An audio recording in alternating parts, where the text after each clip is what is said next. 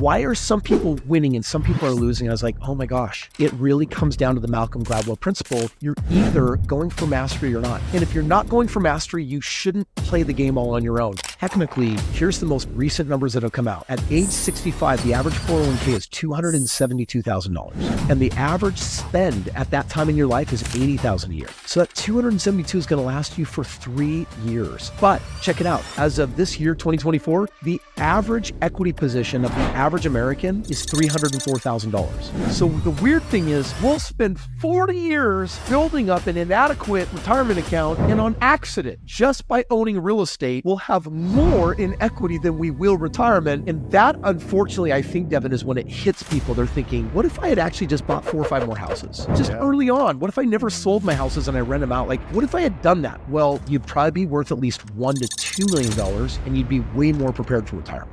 I do so much life insurance because I don't want to add to the problem. If I put $1,000 in life insurance in their general funds, they can only lend what's in their general account. Yep. They can't cause inflation. So it's a beautiful place to put money and then use it in real estate, lending on a deal to Chris, lending on a deal to me, putting it into precious metals. You're making money in multiple places at the same time. How long have you been doing it for? 15 years or since 2015? Years. Wow. So your policies are ranking right now. You put in $1, you're getting out like 3 or 4. Yes. At least. Yep. That's incredible. I like playing real estate as a long game. Life insurance is a long game. Long game is how you win the long game. A lot of people, they get caught up in the short game or just fix and flips. You know, there's nothing wrong with that, but you've got to balance your portfolio with long plays as a life insurance works. I tell everyone online, I'm going to be 144 years old. I like the number. I think I can surpass it. And I also want my quality of life. I actually think the most important thing that I do for my health is meditation and mantras. It's not the pills. It's not the supplements. And it's not the things that I'm doing, because I believe that actually age happens first in the mind. I have this saying, plan like you're going to live forever, but prepare like you're going to die tomorrow. Yes. This is the Mr. Burr Show. Welcome back to the show, everybody. Today is an exciting episode. I don't need to even introduce this guy. I'm sure you've seen him all over social media. He does a ton in the real estate space, a ton in the educational space. And I'm just excited to interview him because a lot of the things he talks about, I believe in wholeheartedly. Like the fact that a 401k is a horrible place to put money. The fact that overfunded life insurance is a great way to leverage money to go make more money. And that being in shape is very, very important, because if you don't have your health, you don't have anything. So all the things this guy talks about, I'm on board with, and it's going to be a fun episode. You guys are going to get a ton of value. When you do, make sure to share the episode. So without further ado, Chris Krohn, welcome to the show, brother. Devin, appreciate it, man. Super excited. You've got an incredible podcast, and you're inspiring a lot of people on how to do real estate the right way. So let's go. I appreciate you, man. I appreciate that. So let's talk about that. Real estate, how did you get into it? Let's take people back if they don't know the story, and just let everyone know how you got into the great game of real estate. You know, I was going to college, and my dad was a German immigrant that pounded it into me. Son, get good grades. You've got to get a college degree or you'll never amount to anything in life. And so I was listening hard. When I got to college, I wanted to be a doctor. So I started taking my pre-med classes, and I got a C in organic chemistry, which, you know, for a guy that's normally straight A's, that was a big deal. And it's like, how'd this happen? They're like, well, they're grading you on a curve. Like, you and the other 200 kids in the class all want to be doctors. So they're going to give an A to 20% to 10% of you that perform the highest. And basically the other 90% of you are going to wash out. And I was washing out. So I retook the class hoping to get a better grade, and I got a C minus. And the reason why that's such a big deal about this whole real estate game is because at the same time I was struggling in college, I had a telemarketing job. And Devin, I was talking to people for this financial company all day long, thousands of people that first year who had been to college, that were savers, they were 401kers, they were house payer offerers, like Dave Ramsey-ite people. And I was now catching them in their mid-50s to 60s. And you know what I found out? They had maybe a couple $100,000 in a 401k. Maybe they had their house half paid off. And I was like, oh shit, these people are following the plan that college and my dad and society is telling me to do, and it's not working. I'm like, no, they're like a debt front. They're 5 to 10 years away from retirement, and they don't have 10% of what they need. And Forbes comes out and says, well, you need $3.1 million. I'm like, well, that's a big number. Who needs $3.1 million? Like, well, if you're going to annuitize it, right, give it to a financial planner, get your 3.5%, 4% on it. You need $3.1 million to make $100,000 a year. Like, wait, retirement with medical innovation today, me living another 30, 40 years, I'm retiring on $100,000 with inflation is going to feel like 30 or 40 grand today. Like, are you serious? And all of a sudden I just realized the system had nothing for me. I had a mother-in-law that was going to kill me if I didn't get my degree, but that's when I said, I need to find someone that is killing it financially. And the next 3 people I met while I was attending college had made over $10 million in real estate. And I just said, I want to know everything that you know. And I started studying them. One of them wrote me off. I wound up at his house at 9 p.m. at night saying, teach me. He said, no. I was that crazy kid that was just like, I know that I need a mentor. And so the next 2 people said yes. I trained with them. And by the time I graduated college, I had 25 homes. They were paying me $12,000 a month residually. I didn't have to work for that money. And I was done. Like, I wasn't rich. I was worth $1.6 million. I wasn't rich, but $12,000 a month meant that I didn't need to get a job. And I preserved my most valuable asset, my time. And that's how I got in the game of real estate. That is a beautiful thing. So much wisdom there, guys. If you just go back and listen to that first couple minutes, one thing that he said, which was huge, was mentorship. So many people try to figure this game out on their own, which you can do. YouTube has these podcasts, YouTube has training videos, but when you have an actual mentor that can point you and direct you and systematize things, it makes it so much easier. So there was a lot of wisdom there. And I know that now you help people do that. You mentor people and get them on the right plane with real estate. So let's talk about that a little bit.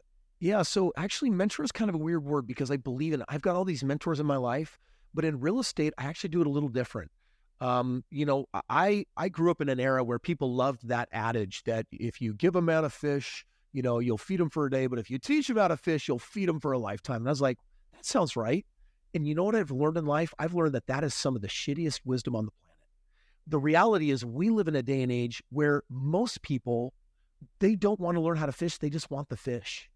And so there's a ton of people that are in real estate, Devin, that shouldn't be. They're wannabes. And what they are is they're not doing their Malcolm Gladwell 10,000 hour price tag to actually learn how to play the game. So what they're going to do instead of cut corners, they're going to look at a handful of deals to buy one. And then after a few years, they're going to have 3 or 4 or 5 houses. Most of them are nightmares. They're upside down. Their tenants are awful. And then, or a flip went sideways and they're going to say, this was awful. I'm like, yeah, you know why it was awful?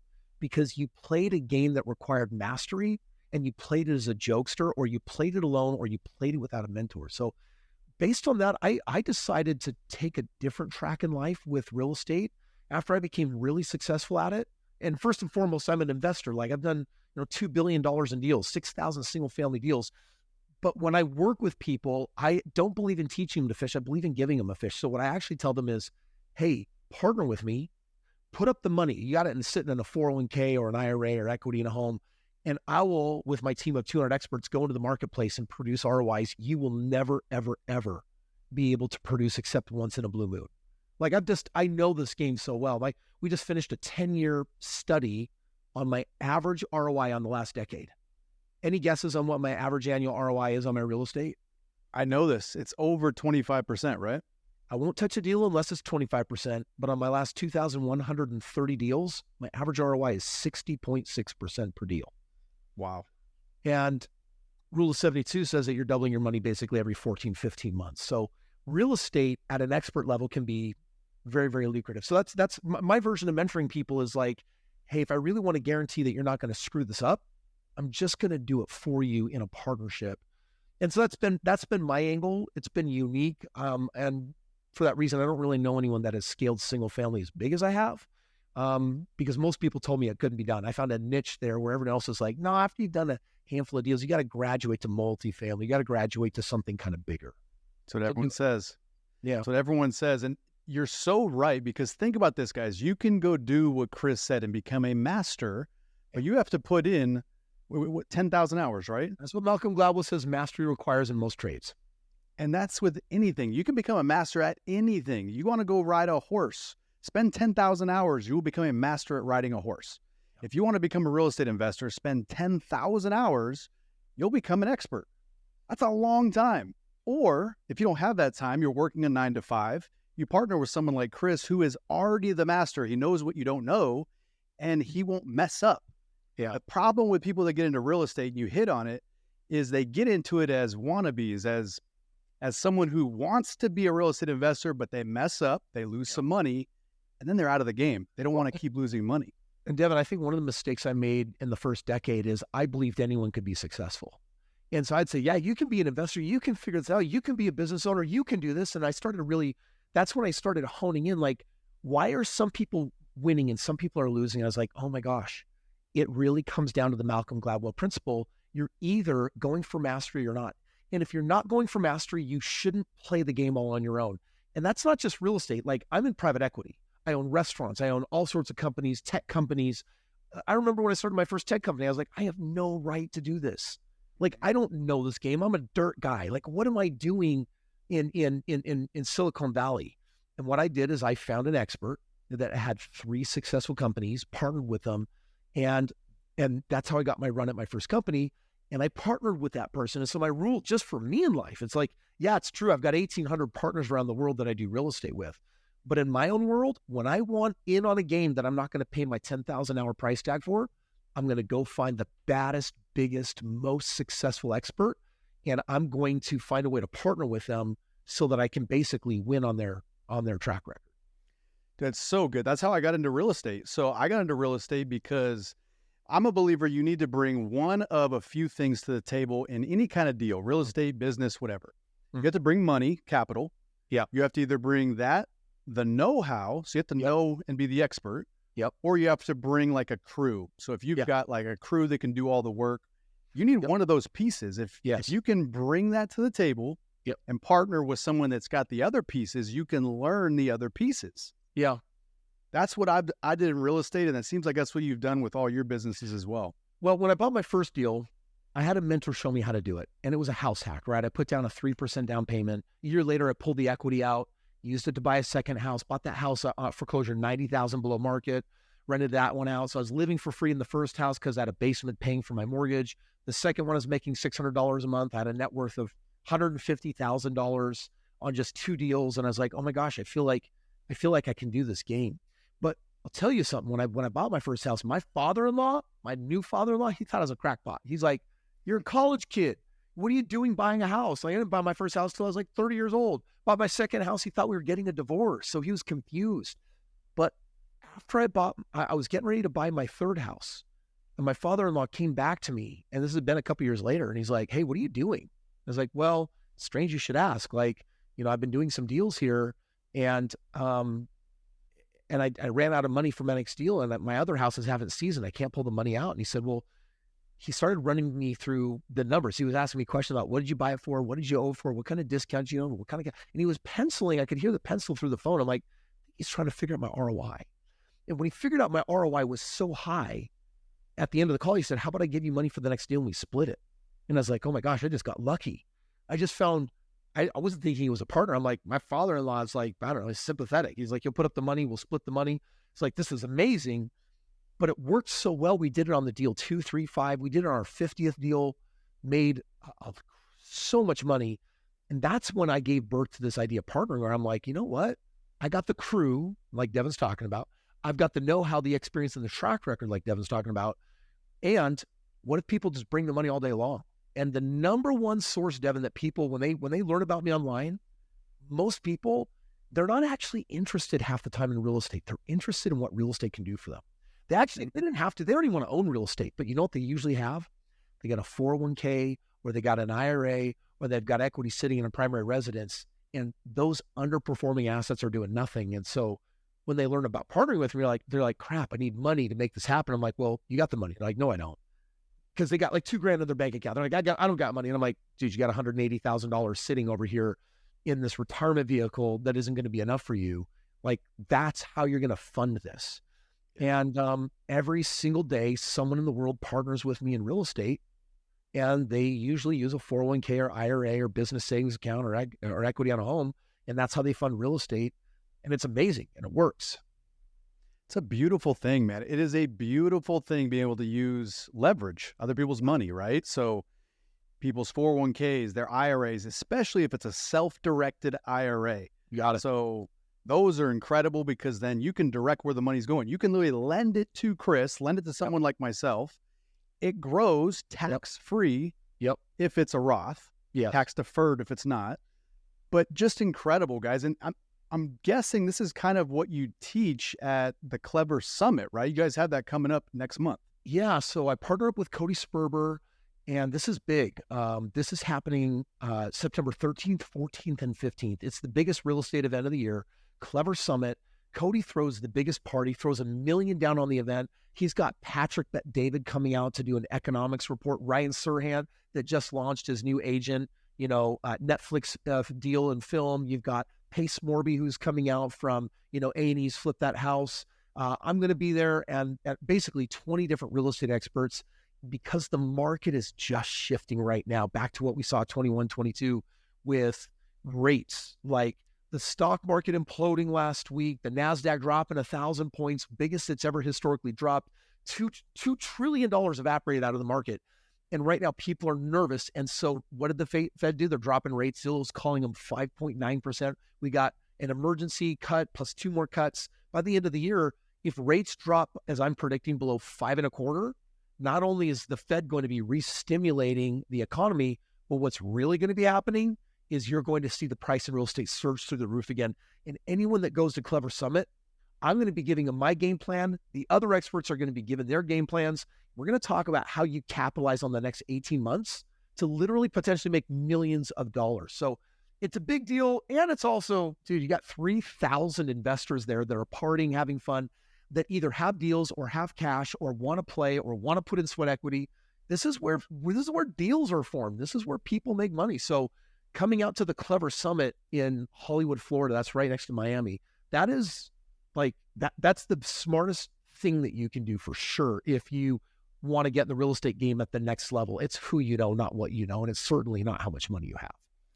100%. Guys, I would highly recommend that. I'll link it up here at the top, and it'll also be in the description, a link so you can check that out and get tickets or whatever you have to do to get to that, because you guys know my story. I got into real estate by going to meetups. I had no idea about real estate. I couldn't even spell mortgage. Okay.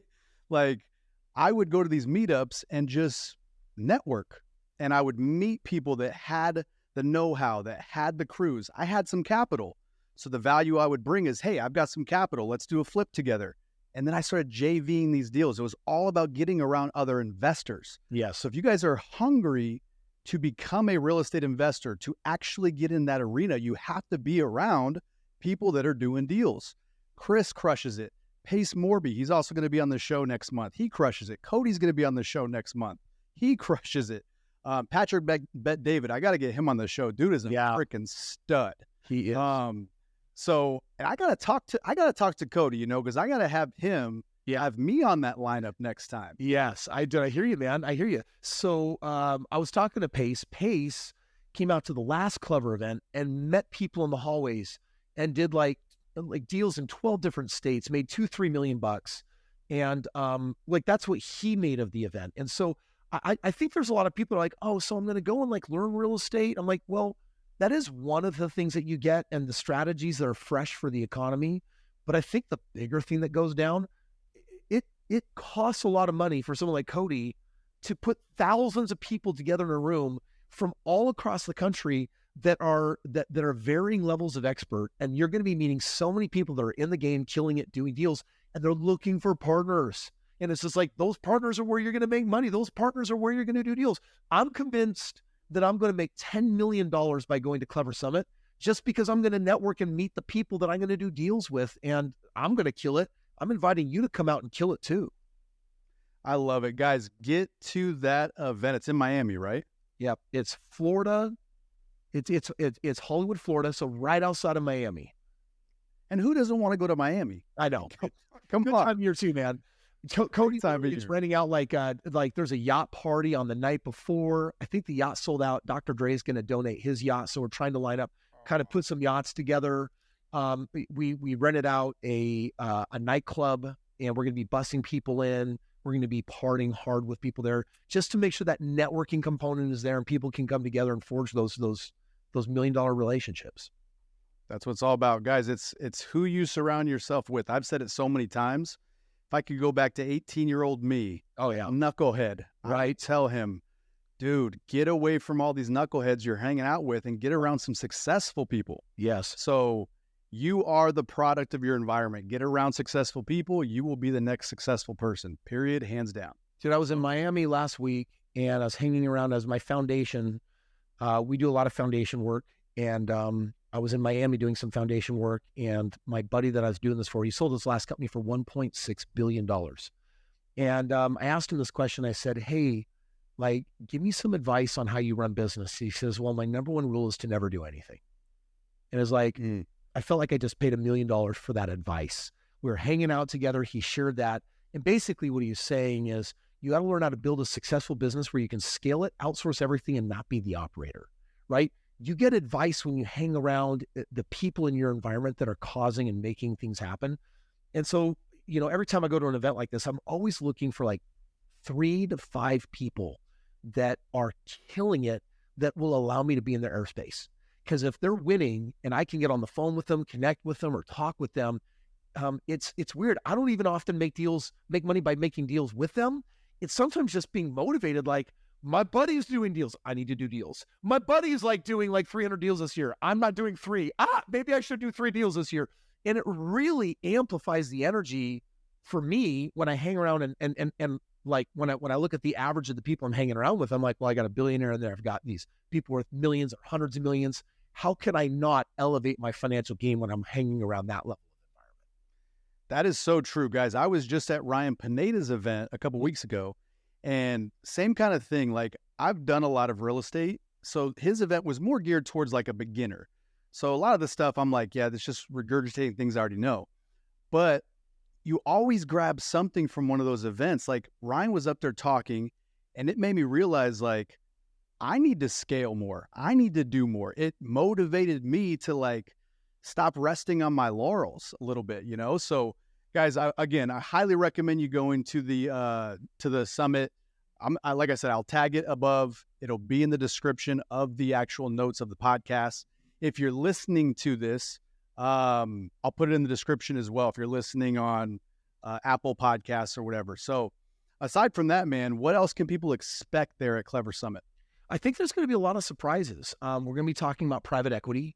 You know, real estate is a way to build a foundation, and it's a game that you play to make sure that you become a multimillionaire at some point in your lifetime before retirement. Like, that's very realistic for any human being. There's going to be a lot of game plans there like that. But then it's like, well, what do you stack on top of that? And it could be doing a diversification of different kind of real estate deals.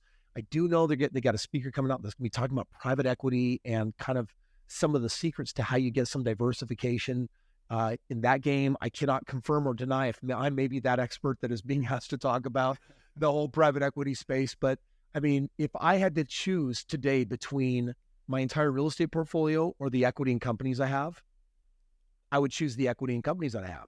And that surprises some people because they're like, but Chris, dude, you're the real estate guy. And I'm like, I know that's what you think, but that's my foundation. That's my guarantee. Where do you go for your grand slams? I'm invested deeply in a company right now that really could be not just $1 billion company, but $100 billion company. It's playing in a $30 trillion space. And every year I pick 10 companies as a financial influencer that I'm going to back and roll with and syndicate for and grow and give resource to. And so that's just where I put a small amount of my money every year. So we're going to be talking about private equity.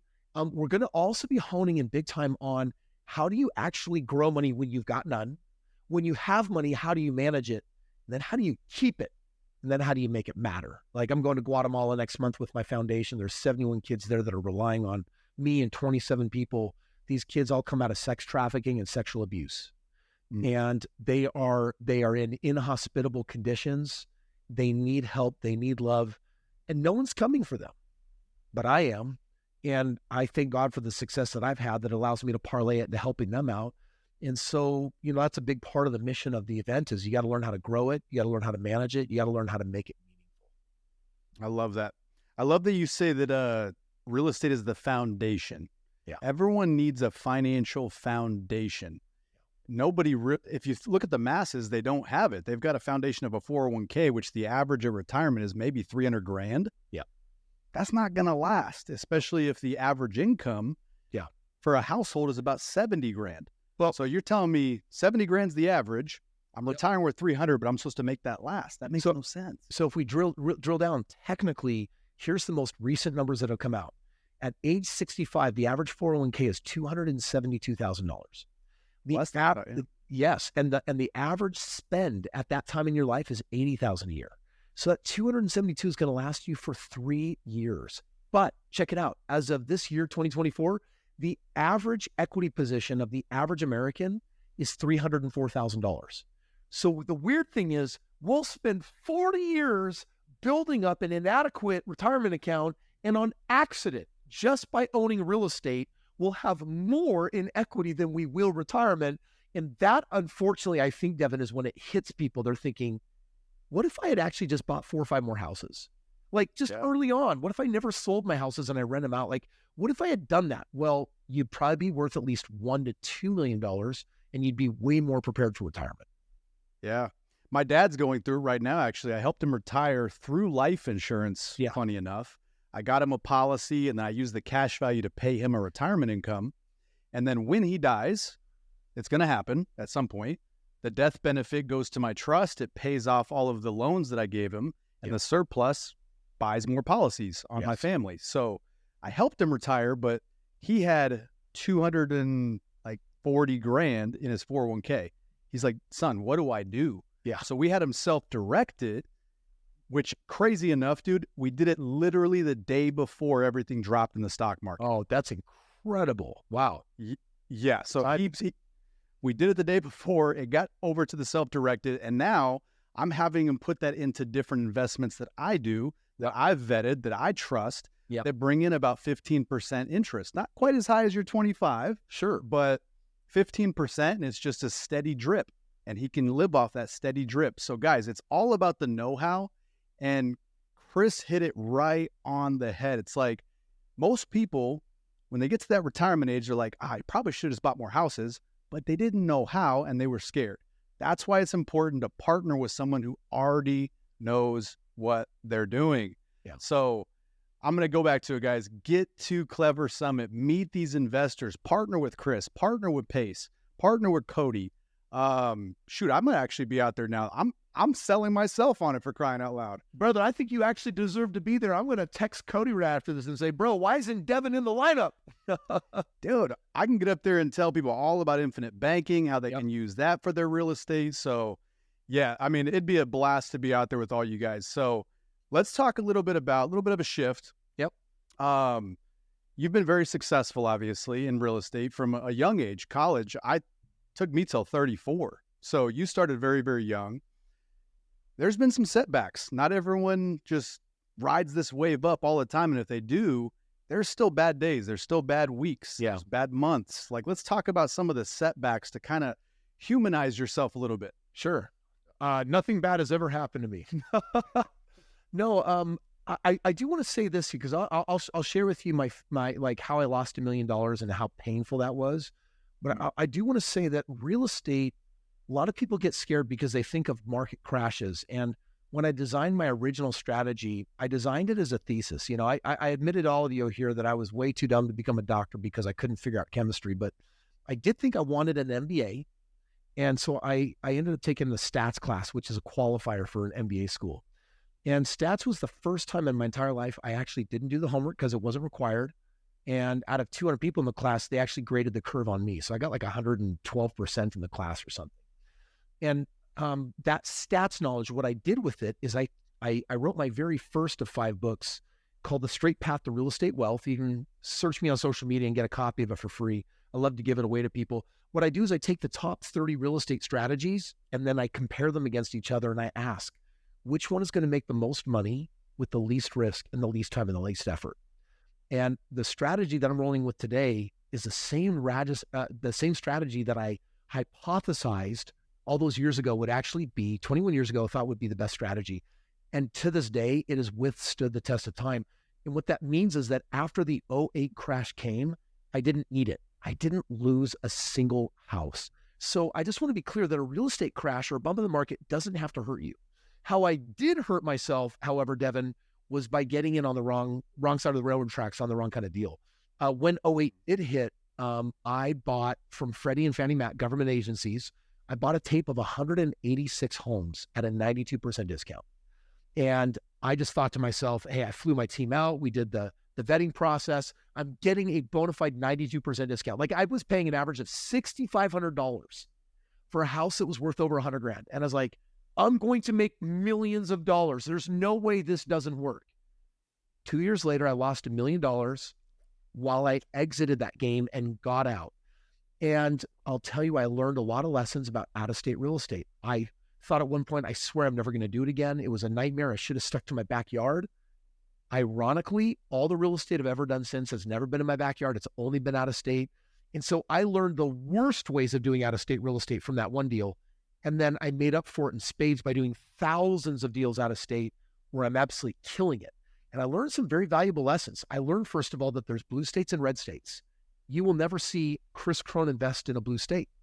It's too liberal. It protects the renters, and it actually hurts the landlords or the owner of real estate, generally business owners and entrepreneurs in general.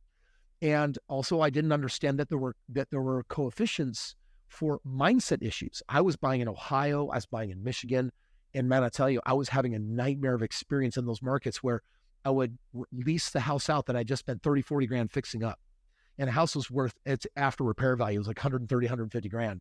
And within 60 days, that house was back to being worthless again because someone had stolen everything out of the house, the copper piping. They were professional renters. They never paid rent.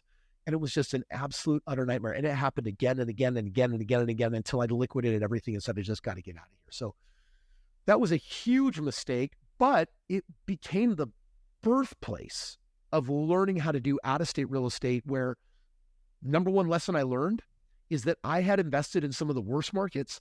I learned from that experience that there are 324 markets that make up the United States, and I wanted to see what would happen if I only bought in the top 5. Well, after '08, that put me in markets like Phoenix and Vegas, for example, where those markets had overbuilt, and I was now buying brand new $300,000 to $400,000 houses for 100 to 150 grand. And a house is only worth what someone's willing to pay, which is why they came down, because we had overbuilt, we were oversaturated on real estate. But within 5 years, people kept making babies, people kept migrating to great America, population kept increasing. So within 5 years, all those homes had gone up in value, made over $100 million with all of my partners on those deals. So I learned something really painful that led to actually all my winning and my streak of winning today. So you lost $1 million, right? Yep. So it wasn't really a loss, guys. He paid for $1 million of education. I did. I paid $1 million education and out-of-state real estate. That's really what it was, man. But It's made you tenfold above that, obviously. So are you still investing in Phoenix? No, I haven't for a long time. The markets, I've got rules for my macro dynamics that I have to look for in the economics of an area before I go there.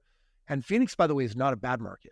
But Phoenix it's nowhere rated as one of the top markets. Its affordability is not where I need it to be. My average purchase price is $240,000, where the national median is $436,000. So I'm buying about 40% below the median.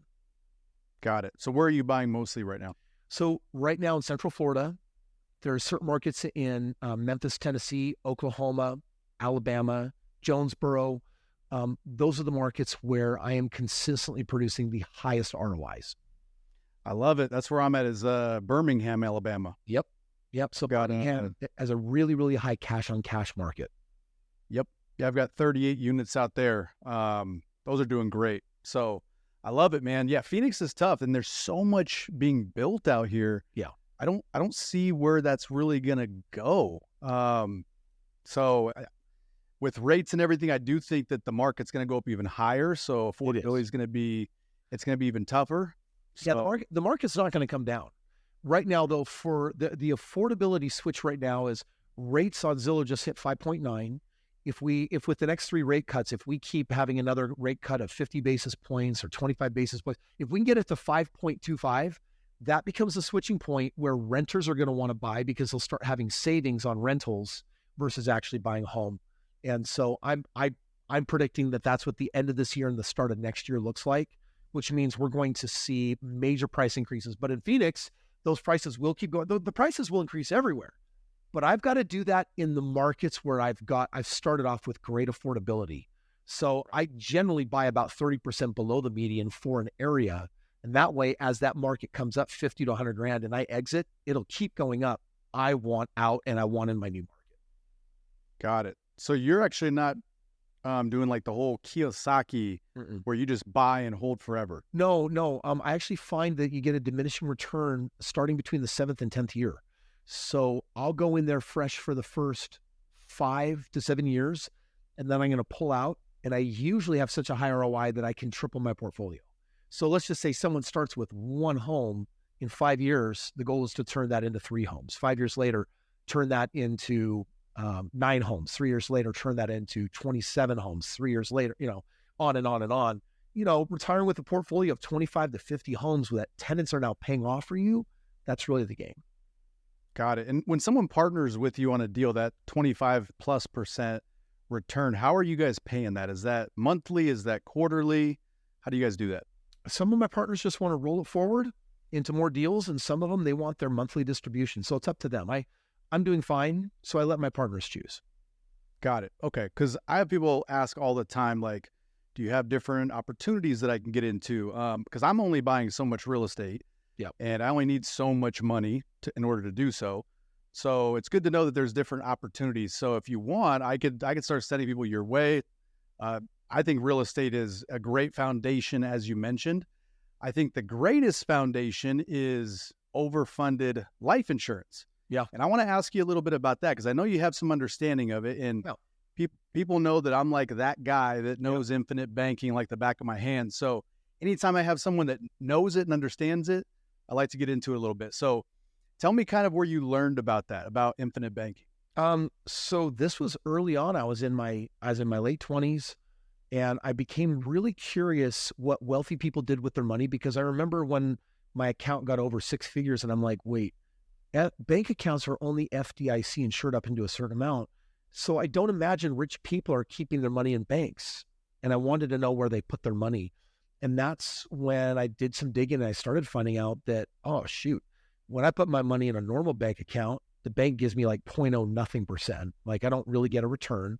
I have risk because we've seen 3 banks fail, by the way, last year. And I did all my banking at Washington Mutual after 2008. When I saw my own bank go down, I'm like, oh, banks are not necessarily the safest place on the planet. And then I started learning about like this weird kind of life insurance, this infinite banking, where I'm like, it's really weird. I think wealthy people and successful people are using life insurance like a bank account, except their bank account is paying 5, 6, 7% instead of nothing. Their bank account is untouchable versus a normal bank account.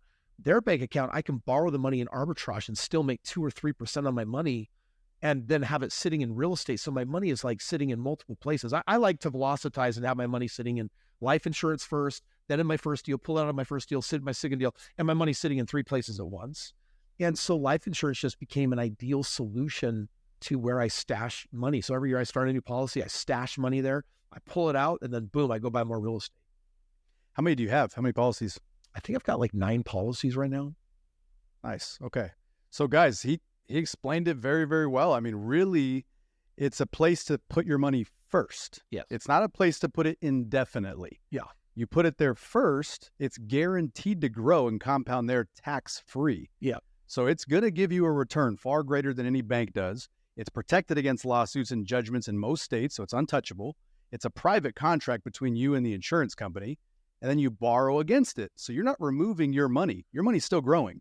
You're borrowing your future death benefit while you're alive. Yeah. And then you can take that death benefit and make more money with it. Yeah. Well, and for the person that's new to real estate and a little bit nervous, it's like, well, what if I die? What happens to my loved ones? Well, you're going to take the death benefit and pay off your homes. And all of a sudden a paid off home with a nice strong rent, most real estate, if it's bought intelligently, if it's paid off, you can produce a 5% cash on cash return on your money. 5% is more than a bank's going to pay you. 5% is more than an annuity is going to pay you. It's actually a really smart, intelligent place to hold your money. And then, of course, we know with dumb governments that print trillions of dollars that devalue our dollar, the best place you can put your money is a hard, tangible asset like real estate versus a soft account like there was fear. There was nervousness because unemployment went from 4.1 to 4.3. Let's liquidate $2 trillion. You can't control the stock market. The smartest people, Warren Buffett, the smartest people on the planet can't predict what that thing is going to do. So putting in life insurance is just a smart, stable play that you can then leverage for more wealth building. You know what I love about it, dude, is the main reason why there's so much inflation, obviously the Feds print trillions and trillions of dollars. Yeah. They're printing more dollars, so they devalue each one of them. But there's also this thing called fractional reserve banking. Yeah. So if you put $1,000 in a bank account, they only have to keep $100 in there. Yep. So they keep $100. There's 1,000 on the ledger. They can lend out 900. They just created $900 out of thin air. Yep. That's creating inflation. So I do so much life insurance because I don't want to add to the problem. If I put $1,000 in life insurance in their general funds, they can only lend what's in their general account. Yep. They can't cause inflation. So it's a beautiful place to put money and then use it in real estate, lending on a deal to Chris, lending on a deal to me, putting it into precious metals. You're making money in multiple places at the same time. Yeah. It's incredible. Yep, smart. Incredible. I've been a fan of it ever since I started it, and I tell everyone about it. How long have you been doing it for? 15 years or since 2015? years. Wow. So your policies are cranking right now. You put in $1, you're getting out like 3 or 4. Yes. At least. Yep. That's incredible. Yep. Incredible. Well, Cool, man. So I like playing real estate as a long game. Life insurance is a long game. Long game is how you win the long game. A lot of people, they get caught up in the short game or just fix and flips. There's nothing wrong with that, but you've got to balance your portfolio with long plays as a life insurance works. So when did you come to that conclusion of playing the long game?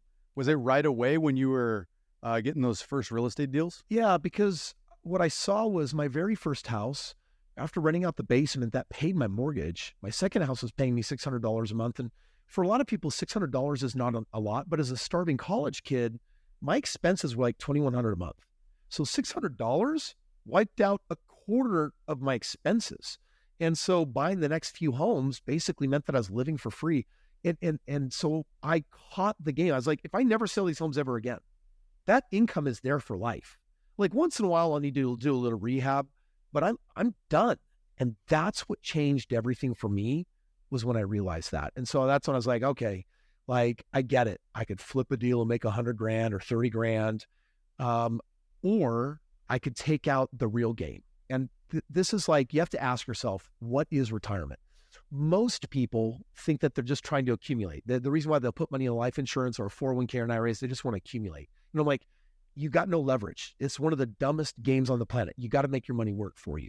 So when I put it in the game of real estate and I leverage it, I start getting these returns, and it's like, think about it. 25 homes is not a big number, but $12,000 a month was enough to exceed my expenses 4 times over. So at that point in my life, I'm like, I'm really free. Like I can do whatever I want. Like I'm free. I got all of my time back. And that's when I decided, well, I love this game. I'm going to teach people how to play this game. I'm going to play this game bigger. And that's beautiful. And so I've been addicted to the long game. I'm a believer of fix the long game first and then play the short game. And so buying businesses, buying and selling companies, that's like the short money, but real estate is always the long. I love it. I have this saying, like, plan like you're going to live forever, but prepare like you're going to die tomorrow. Yes. That's why I've got so much life insurance. If I died tomorrow, just on my life, I've got about $30 million of death benefit. Yeah. On my family as a whole, I've got about 40. Yeah. So if I died tomorrow, God forbid, my family is good to go with 30 million bucks. But I'm paving the runway to live a very long time, because as these policies mature, like yours, 15 years in, you put $1 in, it's pumping out multiple $3, $4, $5. When I'm like 80, 90 years old, my death benefits are up to about 200 million. Yeah. Because of the way they're structured. Yeah. So guys, people live longer nowadays with AI and all this technology. It's not out of the question. I just read The Coming Wave. If you guys have not read that, I highly recommend it. It talks about, it could be 150, 160 years old that we're living. We need to play the long game. Yep. So Let's talk about that, because you can only do so much when it comes to your health and things like that. But I know you take that very seriously. So what are you doing to kind of keep that longevity and keep your health? Well, I'm building a 28,000 square foot addition on my home right now. And a part of that, a lot of it is dedicated to recreation. It's dedicated towards play and longevity. So I have a full spa, like a 3,000 square foot spa going in my home that allows for massage, qigong sessions. You've got your cold plunge and your float spas. You've got your red light therapy, your sound therapy, saunas, deluges. I'm putting all of that in there because it's just designed like I already have a 5-hour routine that I do every morning for my health and wellness, for my mind, for my body, for my heart relationships with me, my wife, my kids, and God. I'm going to be extending that when I move in next door to an 8-hour daily process, adding 3 hours to it just for the sake of longevity. Because right now I'm planning on living. I tell everyone online, I'm going to be 144 years old. I like the number. I think I can surpass it. And I also want my quality of life. So no one wants to live old and have a really crappy quality of life. So the food that I put in my body, how I eat, how I meal prep, everything that I'm doing is really geared towards that whole longevity game, because this is actually the generation where we're like on the edge. Like anyone that is 30, 40, 50 years old, you've got tons of longevity options, but it all comes down to whether you have enough foresight to play the long game and actually take care of yourself today. How young are you? 44 today.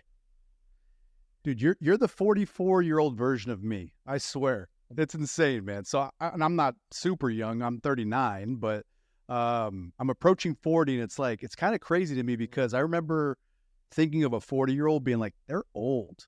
And now I'm almost there, and I'm like, I feel freaking young. Dude, there's 50-year-olds that are like, they got it going on, and 60-year-olds, just the closing Olympics outside of France. What was that? They had Tom Cruise at 62, literally biking off, motorcycling and getting on the jet and parachuting and doing all that stuff. And I'm like, yeah, dude, the age is just a number. It's shifting and changing. I actually think the most important thing that I do for my health is meditation and mantras. It's not the pills, it's not the supplements, and it's not the things that I'm doing, because I believe that actually age happens first in the mind. So for example, you look in the mirror, and the first time you let yourself go, you have a little bit of a pot belly, because there's going to be some people here that you're in your 20s and you already let yourself go. And I got news for you. You're going to get acclimated to seeing yourself in the mirror fat. And you're going to get so used to it that instead of wanting to fight the battle of the bulge, you're just going to give in and eventually say, I tried, I had my time, it is what it is. You're aging when you do that. I'm not talking about the way you look in the mirror. You're aging your body. And all of a sudden it's like, well, I can afford the ice cream cone every day. And it's like, it's not about the weight, but what the weight is doing is it's adding all those unhealthy properties and lifestyles to your body.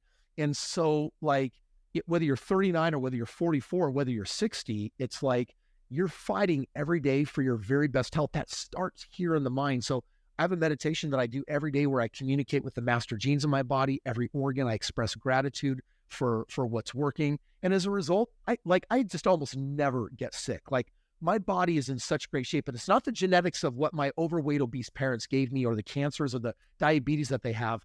I literally had to overcome all of that and put myself in an ultra healthy state. Last year I did a bodybuilding competition. I got one later this year. I did one the year before that. It's like, well, why would I even do that? Because my mindset is in the game of winning and being in the best shape of my life. And so if you stay in the best shape, do I think that correlates to living decades longer? Oh yeah, 100% yes.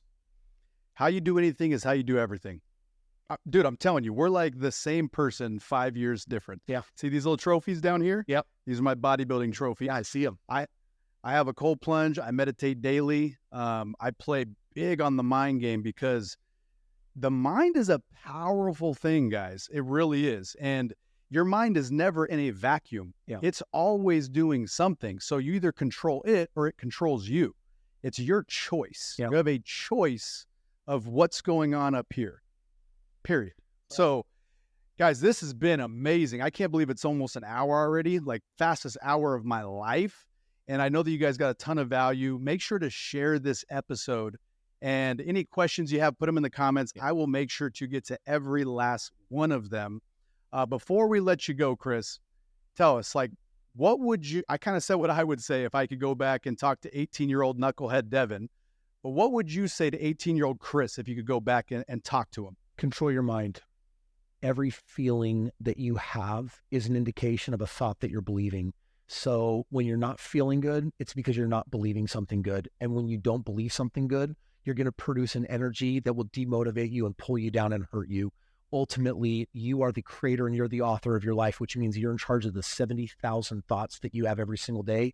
And every time you allow or choose to think a rotten, stinking thought, all you're going to do is hurt yourself and your possibilities and your opportunities in life. If you want your very best life possible, you got to learn how to be positive and optimistic in every area of your life except for one. Always be a realist when it comes to your financials. And outside of that, you should be irrationally positive in every area of your life. It will cause you to be the happiest and live the longest, best life possible. Woo! Guys, I got goosebumps. I don't know if you guys can see this. Goosebumps. Go back and listen to that. That will change your life. Put it on repeat several times because so much wisdom and power in what he just said. Dude, it was a pleasure having you on. I can't thank you enough. Thank you for your time. Yeah. Guys, check out the Clever Summit. It is in the actual description. Yes. If you did not check it out on the screen. So until next time, I love you guys. Peace.